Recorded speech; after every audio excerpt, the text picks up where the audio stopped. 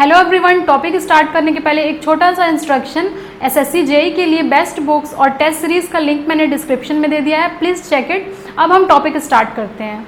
आइए फ्रेंड्स, इस क्लास में हम बात करेंगे effect of armature reaction and measures to overcome it. तो पिछले वाले क्लास में हमने बात किया था आर्मेचर रिएक्शन का पूरा फेनोमेना क्या होता है, और ये एक नेगेटिव इफेक्ट है। यानी कि एक किसी भी मशीन हो, चाहे वो डीसी मशीन हो या फिर सिंक्रोनस मशीन हो, उसमें ये इफेक्ट नेगेटिव शो करता है, नहीं होना चाहिए। क्योंकि आर्मेचर रिएक्शन की वजह से होता क्या है, हमारा जो मेन फ्लक्स है वो कम होते जाता है, और अगर मेन फ्लक्स कम हो गया, फील्ड कम हो गया, तो ईएमएफ इंड्यूस्ड भी कम होते जाता है, जो कि एक एडवांटेज नहीं, जो कि एक डिसएडवांटेज है हमारे मशीन के लिए। उसका ही हमने डिस्कशन किया था। लोडिंग कंडीशन और अनलोडिंग कंडीशन हम दोनों ही देखे थे। आज हम बात करेंगे कि इसका इफेक्ट क्या है, क्या क्या बैड इफेक्ट है इसके, और क्या क्या मेजर्स है, कैसे हम इसको ओवरकम कर सकते हैं, कम कर सकते हैं आर्मेचर रिएक्शन को। अगर आप प्री के लिए तैयारी कर रहे हैं तो देखिए बहुत इंपॉर्टेंट होता है हमारा measures to overcome it. Direct आपको क्वेश्चन देखने को यहाँ से मिलेगा। आइए हम देखते हैं इसका इफेक्ट क्या है। तो जैसा कि हमने देखा था आर्मेचर रिएक्शन क्या होता है, it is the distortion of main flux due to the armature current. Armature current की वजह से, लोडिंग होने की वजह से हमारा जो मेन फ्लक्स था वो कम होते जाता है और डिस्टॉर्ट होते जाता है। इसी फेनोमेना को हम बोलते हैं आर्मेचर रिएक्शन। और इसकी वजह से हमारा क्या होता है, कम्यूटेशन पे असर होता है। Commutation becomes poor. कम्यूटेशन धीरे धीरे और क्या होता है, पुअर होते जाता है, कम होते जाता है, जिसकी वजह से हमारा क्या होता है, hence sparking at the brushes में स्पार्किंग होने लगता है, जो कि एक इल इफेक्ट है, सही नहीं है हमारे मशीन के लिए। स्पार्किंग होगा, अनवांटेड हीटिंग होगा, स्पार्किंग होगा, जो कि हमारे एक डीसी मशीन के लिए अच्छा साबित नहीं होगा, ये एक डीमेरिट है। तो यही हमारा होता है इफेक्ट ऑफ आर्मेचर रिएक्शन, पहला इफेक्ट। आप इसको पॉइंट वाइज में नोट करिए। अगर आप एग्जाम में लिखने जा रहे हैं तो देखिए एग्जाम में भी आपको ऐसे ही पॉइंट वाइज शो करना है, थ्योरी आप भरने का कोई फायदा नहीं होगा वहां पर। नेक्स्ट हमारा क्या होता है, देखिए नेक्स्ट हमारा होता है कम्यूटेशन पुअर हो जाएगा, जिसकी वजह से हमारा क्या हो जाता है, न्यूट्रल प्लेन हम लोगों ने देखा था, शिफ्ट हो जा रहा था। तो देखिए ये हमारा पहले में GNA इक्वल टू MNA था। किस कंडीशन में था, ये हमारा अनलोडेड कंडीशन में हमारा आ रहा था इफेक्ट। दोनों ही एक ही कोइंसाइड कर रहे थे, तो मैं बोल रही थी यहाँ पर हमारा कोइंसाइड हो रहा है GNA और MNA। लेकिन जब हम लोगों ने देखा था लोडिंग की कंडीशन, तो ये हमारा GNA तो था ही, रिजल्टेंट के परपेंडिकुलर में हमारा MNA आ जा रहा था। तो ये ब्रश शिफ्ट हो जा रहा था। किस केस में ये हो रहा था, हमारा लोडिंग के केस में, लोडेड कंडीशन। और लोडेड कंडीशन का मतलब क्या है, वहाँ पर आर्मेचर इफेक्ट का फेनोमेना आने वाला है। देखिए हमने देखा था जनरेटर के डायरेक्शन में ये शिफ्ट होगा और ऑपोजिट टू द मोटर होगा हमारा ब्रश शिफ्ट। और ये brush shift neutral plane shift हो जा रहा है हमारा, जिसकी वजह से हो क्या रहा है, फ्लैश ओवर हो रहा है, flash over occurs. Flash over का मतलब क्या है कि वहाँ पर अनवांटेड हमारा हीटिंग हो रहा है, स्पार्किंग हो रहा है ब्रशेस में, which leads to sparking at the brushes.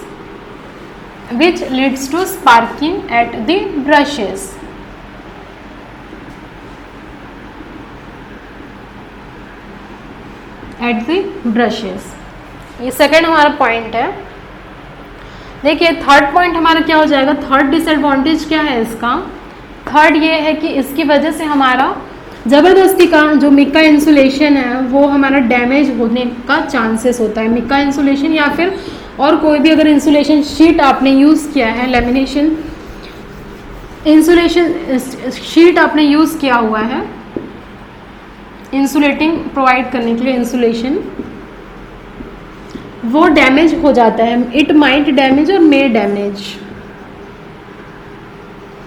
तो ये हमारा थर्ड नेगेटिव एस्पेक्ट है, थर्ड इफेक्ट है, कोई भी पॉजिटिव नहीं है यहाँ पर, सब ये नेगेटिव ही है। स्पार्किंग हो रहा है ब्रश में, इंसुलेशन डैमेज हो जा रहा है, कम्यूटेशन पुअर हो जा रहा है। तो ये हमारा 3 इफेक्ट है आर्मेचर रिएक्शन का। फोर्थ और क्या हो जाता है हमारा, आयरन लॉसेस बढ़ जाता है। Iron losses increases in the machine, in the DC machine increases. इसकी वजह से होता क्या है, ड्यू टू विच एफिशिएंसी। अब ऑब्वियस सी बात है अगर लॉसेस बढ़ेगा हमारा किसी भी मशीन में तो उसका एफिशिएंसी क्या होगा, एफिशिएंसी कम हो जाता है हमारा, क्योंकि लॉसेस बढ़ेगा एफिशिएंसी कम होगा। अगर लॉसेस बहुत नेग्लिजिबल होगा तो हमारा एफिशिएंसी बढ़ेगा। तो ये सब हमारा इफेक्ट आता है आर्मेचर रिएक्शन का। और कुछ इसका तरीका होता है कि कैसे हम इसको ओवरकम कर सकते हैं। तो कुछ वाइंडिंग आपको यूज़ करना पड़ता है। पहले आप ये पूरे इफेक्ट को नोट डाउन करिए। अगर नोट डाउन कर लिए तब हम उसके बाद देखेंगे कि मेजर्स क्या है टू ओवरकम और to reduce the effect of armature reaction in a DC machine. तो आइए हम देखते हैं एक एक करके मेजर्स क्या है। जब भी आप मेंस लिखने जा रहे हैं तो आपको मेंस में अच्छे से पता होना चाहिए कि क्या क्या आपको लिखना है। थ्योरी आप भर भर के नहीं आ सकते हैं पूरे सेमेस्टर जैसे। अप टू द पॉइंट रहिएगा, फुल मार्क्स आपको मिलेंगे थ्योरी में। अदरवाइज अब क्या होता है, थ्योरी में आप भरते गए और बिना डायग्राम के तो मार्क्स नहीं मिलते हैं बिल्कुल। अगर 10 है तो उसमें से आपको 4 या 5 मार्क्स मिलेंगे। लेकिन अगर आपने डायग्राम अच्छे से बनाया है तो आपको 10 में से डेफिनेटली 8 से कम नीचे कोई भी नहीं दे सकता। आइए मेजर्स हम देखते हैं। तो measures to reduce the effect of armature reaction, effect of armature reaction.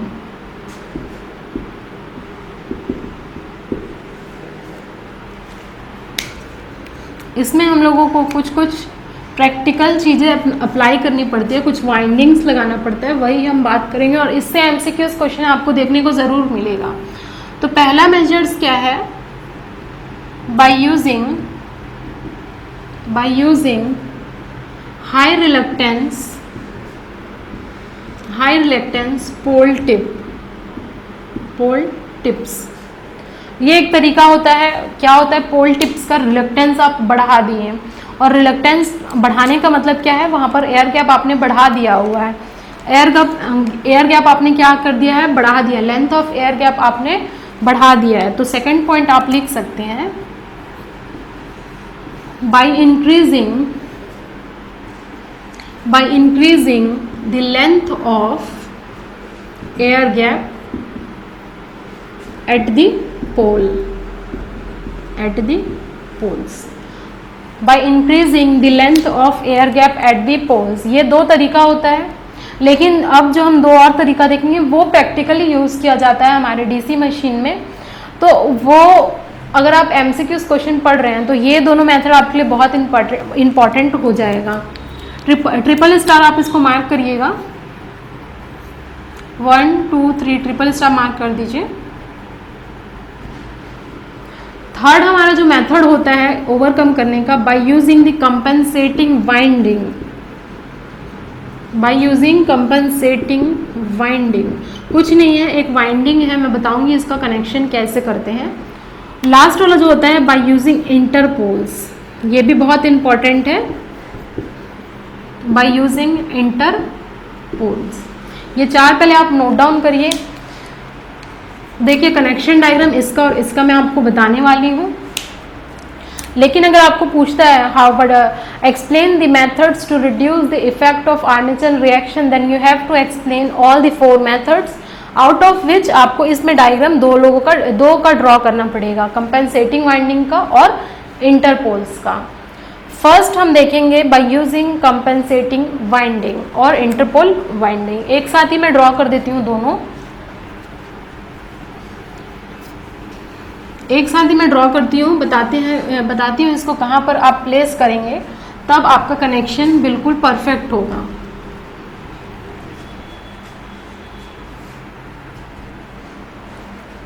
देखिए ये हमारा होता है आर्मेचर, और ये हमारा होता है मेन पोल्स। मेन पोल्स होता है, देखिए दोनों तरफ आ जाएगा हमारा मेन पोल्स, फील्ड पोल, ठीक है। ये हमारा होता था फील्ड का कंडक्टर। देखिए जो अभी तक हम लोगों ने आर्मेचर रिएक्शन में देखा था, this is our field poles conductor. यहाँ पर हमारा होता था आर्मेचर का कंडक्टर, ठीक है। ये होता है हमारा आर्मेचर कंडक्टर। अभी मैं डॉट और क्रॉस नहीं बता रही हूँ, सिर्फ आपको मैं बता रही हूँ कि कहाँ कहाँ प्लेसमेंट होती है आर्मेचर कंडक्टर्स। देखिए आपको कंपनसेटिंग वाइंडिंग क्या करना पड़ेगा, जो पोल हमारा पोल टिप्स रहता है उसमें आपको कंपनसेटिंग वाइंडिंग लगाना पड़ेगा। देखिए कंपनसेटिंग वाइंडिंग आपको लगाना पड़ेगा। कंपनसेटिंग वाइंडिंग आप लगा लिए, फिर मैं उसके बाद आपको बताऊंगी इंटरपोल हम कैसे लगाते हैं। तो कुछ देख लेते हैं, जैसे हमने डिस्कस किया था डॉट क्रॉस, तो ये हो जाएगा हमारा dot dot dot dot, cross cross cross cross, ठीक है। अगर आप यहाँ पर क्रॉस डॉट ले रहे हैं तो इंटरचेंज हो जाएगा, इसमें कोई ये नहीं है। Cross dot dot, cross cross cross cross cross, इतना नोट करिए। और इसको आपको बताना पड़ेगा कि ये आपका कंपनसेटिंग वाइंडिंग यहाँ पर आपने प्लेस किया है, कंपनसेटिंग वाइंडिंग, ठीक है। कंपनसेटिंग वाइंडिंग ये आपका हो जाएगा नॉर्थ पोल और ये हो जाएगा आपका साउथ पोल। देखिए इंटरपोल आपको इससे हट करके आपको ड्रॉ करना पड़ता है, ये हमारा होता है इंटरपोल्स। इंटरपोलर रीजन में आप लोगों को क्या होता है, इनके बीच में ये हमारा होता है इंटरपोलर रीजन, यानी कि दो मेन पोल के बीच में आपको छोटा सा एक मैग्नेट लगाना पड़ता है, जिसे हम बोल देते हैं इंटरपोल्स। इंटरपोल भी क्या है, कुछ नहीं है, छोटा सा मैग्नेट है। जैसे फील्ड पोल्स होते हैं बड़े बड़े, और उसके कंपेयर में ये हमारा हो जाएगा छोटा सा पोल्स है। कंपनसेटिंग वाइंडिंग और इंटरपोल में क्या करना है, इनको जो इफेक्ट हो रहा था cross magnetization effect of armature reaction, इसको नलीफाई करना हो रहा था, नलीफाई करना होता है, इसका ये मेन काम है। तो हम ये लिखेंगे compensating winding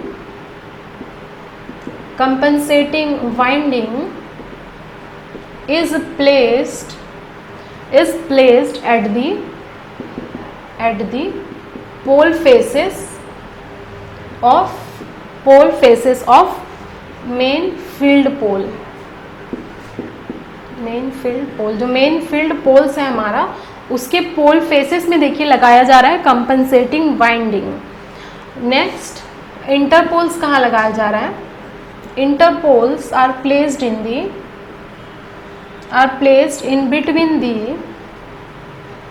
in between the main poles called the interpolar region हम इसको बोल देते हैं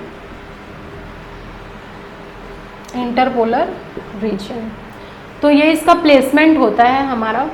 ये मैंने आपको ऐसे शो कर दिया है, अभी मैं आपको शो करूँगी कि हम कैसे इसका वाइंडिंग को प्लेस करते हैं।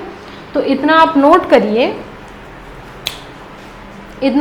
करिए, उसके बाद ये आप अच्छे से देखिए, पोल फेसेस में हमने कंपनसेटिंग वाइंडिंग लगाए हैं। ये हमारा होता है armature conductors.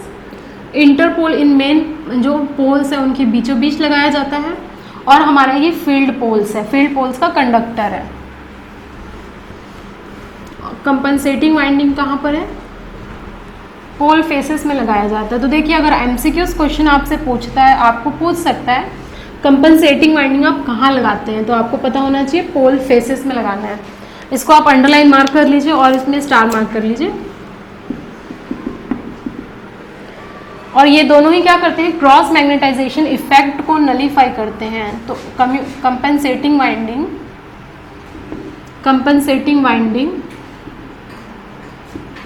And interpoles are used to nullify the effect of cross magnetization effect of armature reaction, cross magnetization effect of armature reaction, and also interpoles are used to improve commutation, ठीक है। यहाँ से आपका MCQs question बनता है, compensating winding और interpole हमारा nullify करते हैं effect of cross magnetization effect of armature reaction. Second, इसका अगर हम इलेक्ट्रिकल कनेक्शन देखेंगे तो कंपनसेटिंग वाइंडिंग और interpoles, compensating winding and interpoles are placed कहाँ पर प्लेस किया जाता है? Are placed in series with armature winding. ये इंपॉर्टेंट है, सीरीज विद आर्मेचर वाइंडिंग हमेशा सीरीज में ही किया जाता है। इसका कनेक्शन किसके सीरीज में? आर्मेचर के सीरीज में आपका कनेक्शन किया जाता है कंपनसेटिंग वाइंडिंग और इंटरपोल वाइंडिंग का, क्योंकि देखिए क्रॉस मैग्नेटाइजेशन इफेक्ट को इसको नलीफाई करना होता है, तो जो भी आर्मेचर करंट का डायरेक्शन होगा उसके ये ऑपोजिट डायरेक्शन में करंट कैरी करेंगे। तो मैं बोल सकती हूँ दे कैरी द करंट। यहाँ दे कौन है? कंपनसेटिंग वाइंडिंग और इंटरपोल्स है, इसलिए मैंने दोनों को मिला करके लिखा है they carry the current in the opposite direction of armature current IA। Next मैं इसका आपको इलेक्ट्रिकल कनेक्शन बता दे रही हूँ और ये सब थ्योरी आपको लिखना है। तो यहाँ से आप इसको ट्रिपल स्टार मार्क करिए, बहुत इंपॉर्टेंट है ये, बहुत इंपॉर्टेंट है। अगर आपको MCQ देखने को मिलेगा तो ये पूछेंगे कंपनसेटिंग वाइंडिंग और इंटरपोल का कनेक्शन, ऑप्शन दे देगा सीरीज कनेक्शन होता है या पैरेलल में होता है या सीरीज पैरेलल कुछ में भी हो सकता है या नन ऑफ दिस। तो आपको बताना है the compensating winding and the interpoles are placed in series with the armature winding so that it nullifies the effect of armature reaction and carry the current in the direction opposite to that of the armature current। यानी कि ये हमारा armature होता है, armature winding हो जाएगा, पहला वाला हमारा हो जाएगा कंपनसेटिंग वाइंडिंग और सेकंड वाला हमारा हो जाएगा, ये हमारा हो जाएगा कंपनसेटिंग